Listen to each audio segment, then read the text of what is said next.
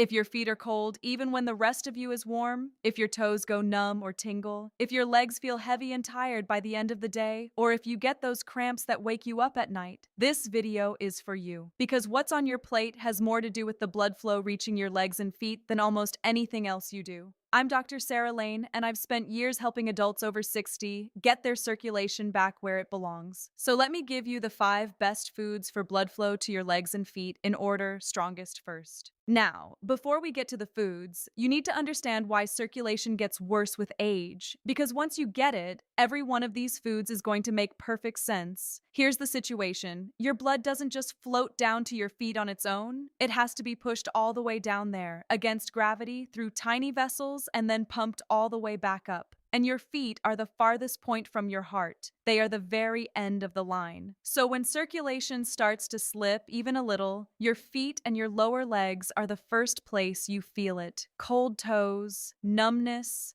that heavy, achy feeling, slow healing little cuts, cramps at night. These aren't just getting old, they're signals. And here's what actually changes after 60. The inner lining of your blood vessels, it's called the endothelium, makes a substance called nitric oxide. Nitric oxide is the master switch for circulation. It tells your blood vessels to relax and open up wider, which lets more blood flow through. But as we age, we make less and less nitric oxide, and our arteries get a little stiffer and narrower, so the pipe gets tighter right when the pump is getting older. That's why the feet go cold. The good news, and this is the whole point of today, is that the right foods can help your body make more nitric oxide and keep those vessels flexible and open. And no, before you ask, you do not need some expensive supplement to do this. The best circulation foods are sitting in the grocery store right now. So let's start with number 1. Number 1 is beets. Just beets, roasted in a salad or as beet juice.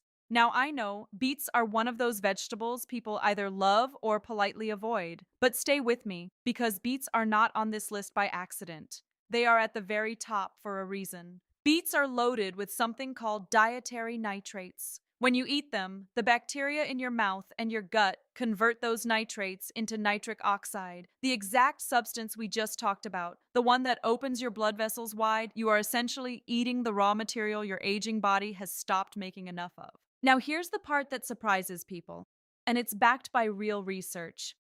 In studies, people who drank beet juice had measurable drops in blood pressure within just 2 to 3 hours and improved blood flow to their limbs, all from that nitric oxide boost. We're not talking about a vague good for you. We're talking about a measurable change in circulation in a single afternoon. That's how powerful this pathway is.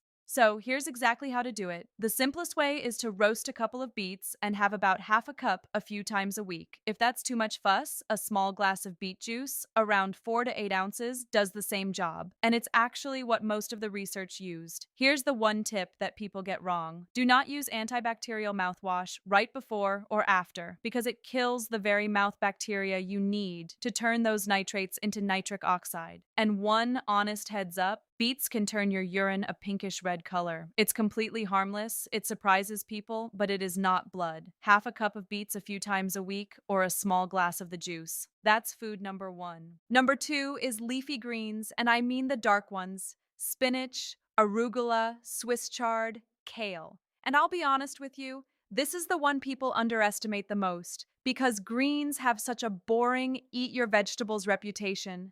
But here's what almost nobody knows. Those dark leafy greens are one of the richest natural sources of the very same nitrates we just talked about with beets. Arugula in particular is at the top of the list, so you're feeding that same nitric oxide pathway, opening those vessels, helping the blood reach your feet, and you're doing it with a simple salad. But here's the credit, then pivot, because this is where people accidentally undo the benefit. Greens are fantastic. But the way most people eat them, drowned in a heavy, creamy, sugary bottled dressing, works against you. That kind of dressing brings inflammation and excess sugar that stiffen your vessels, the exact opposite of what we want. So give the greens the credit, but fix the dressing. Here's the right way. A big handful or 2 of dark greens most days, dressed simply with olive oil, and I'll come back to olive oil in a second because it's doing double duty, a squeeze of lemon and a little salt. That's simple. A daily handful of arugula or spinach dressed in olive oil is one of the most effective circulation habits you can build, and it costs almost nothing. That's food number 2. Number 3 is fatty fish,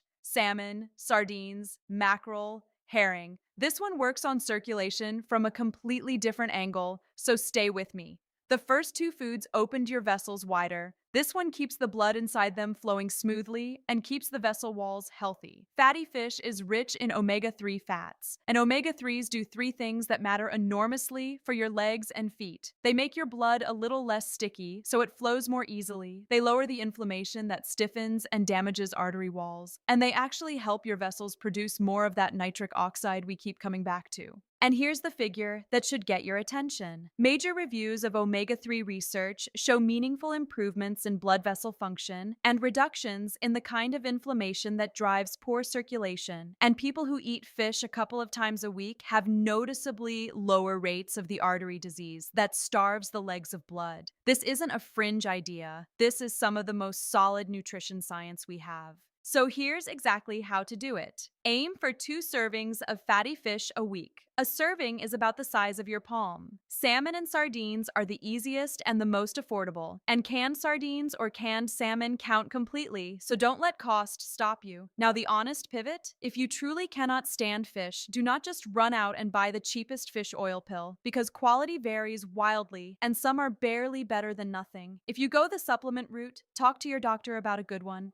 Especially important here because omega-3s thin the blood, and if you're already on a blood thinner like warfarin or even a daily aspirin, you need your doctor to weigh in. But for most people, 2 palm-sized servings of fish a week is the simplest, safest way. That's food number 3. Number 4 is citrus fruit and berries. Oranges, lemons, grapefruit, and especially dark berries like blueberries, blackberries, and pomegranate. And this one fixes circulation in a way the others don't, so it earns its place. These fruits are packed with compounds called flavonoids and vitamin C, and here's why that matters for your legs. Flavonoids help protect and strengthen the walls of your blood vessels, including the tiniest ones. The little capillaries way out in your toes and fingertips. Vitamin C helps your body build and repair the collagen that keeps vessel walls strong and flexible instead of brittle. So while beets and greens are widening the big highways, these fruits are taking care of the small back roads, the delicate vessels at the very end of the line where circulation problems show up first. Now here's a number that surprises people. Pomegranate in particular has been studied for blood flow, and in some trials, regular pomegranate juice improved circulation and reduced the stiffness in arteries over a period of weeks. And citrus flavonoids have been linked in research to better blood vessel function. These aren't just sweet treats. They're working on your plumbing. But here's the credit, then pivot. And it's an important one for everyone watching this for blood sugar reasons too. Whole fruit with its fiber is wonderful. But if you go pour yourself a big tall glass of store-bought juice, you're getting a flood of sugar with the fiber stripped out. And over time, high blood sugar is one of the worst things for your small blood vessels. So eat the whole orange. Eat the handful of berries. If you want pomegranate or citrus juice for the circulation benefit, keep it to a small 4-ounce glass, not a tumbler. A whole orange and a handful of dark berries most days. That's food number 4. Number 5 is dark chocolate, and this is the one almost nobody expects on a doctor's list, which is exactly why I saved it for the end, because it might be the most pleasant circulation booster there is. Real dark chocolate, and I'll be specific in a moment about what real means, is rich in compounds called flavonols. And flavonols are one of the most well-studied natural ways to boost you guessed it, nitric oxide. So this is hitting that same master switch, telling your vessels to relax and open, letting more blood flow down to your feet. Yes, chocolate, as a circulation food. Here's the figure that makes people sit up. In controlled studies, people who ate flavanol-rich dark chocolate had measurable improvements in blood flow and small drops in blood pressure within a couple of hours, and better blood vessel function over weeks of regular intake. It is one of the most enjoyable things on this entire list, and it actually works. But, and this is the biggest credit then pivot of the whole video, so please hear me. The chocolate in the candy aisle is not what I'm talking about. Milk chocolate and those sugary, waxy chocolate bars have almost none of the flavonols and a mountain of sugar that works against your circulation. That's not medicine. That's dessert wearing a lab coat. Here's the right way. Choose dark chocolate that is at least 70% cacao, ideally 70 to 85%, and have a small square or two, about an ounce a few times a week. Not a whole bar, a small, dark, bitter square. Do that, and you've turned a treat into food number 5.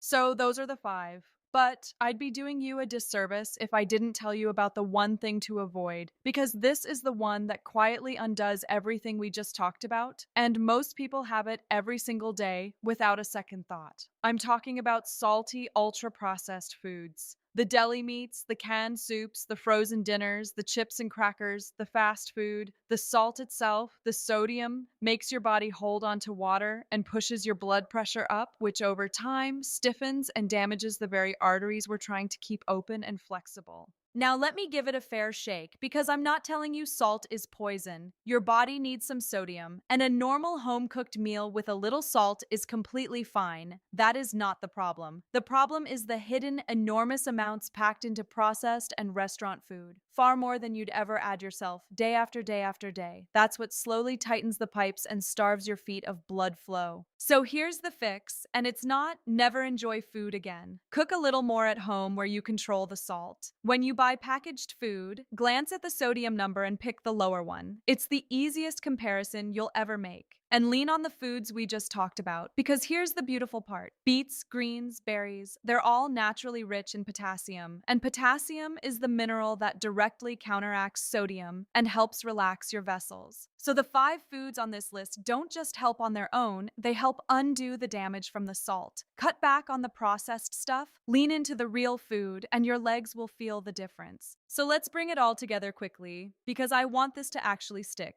Food 1, beets, half a cup a few times a week, or a small glass of the juice for that nitric oxide boost.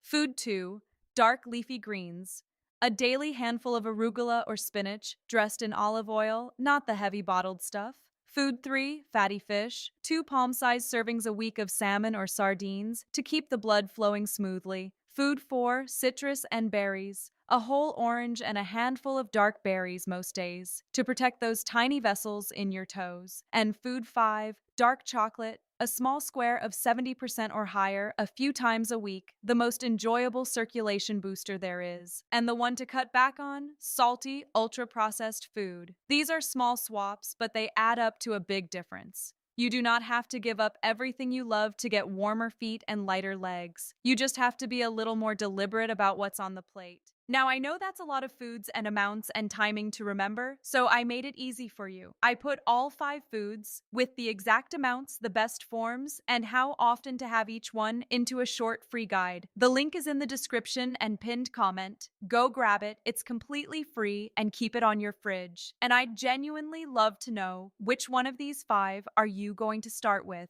Tell me in the comments. And if you've already noticed your feet getting warmer or your legs feeling lighter from one of these, tell us, because someone reading needs to hear it. Now, a gentle reminder before you go. Everything I've shared today is for education, not personal medical advice. So before you make a big change, especially if you take blood thinners, blood pressure medication, or have kidney problems, please talk to your own doctor first. If this helped you understand your circulation a little better, do me a small favor and subscribe so the next person with cold feet and tired legs finds their way here too. And go ahead and watch the video on your screen next. I think it's exactly where you should go from here. I'll see you in the next one. Take care of yourself.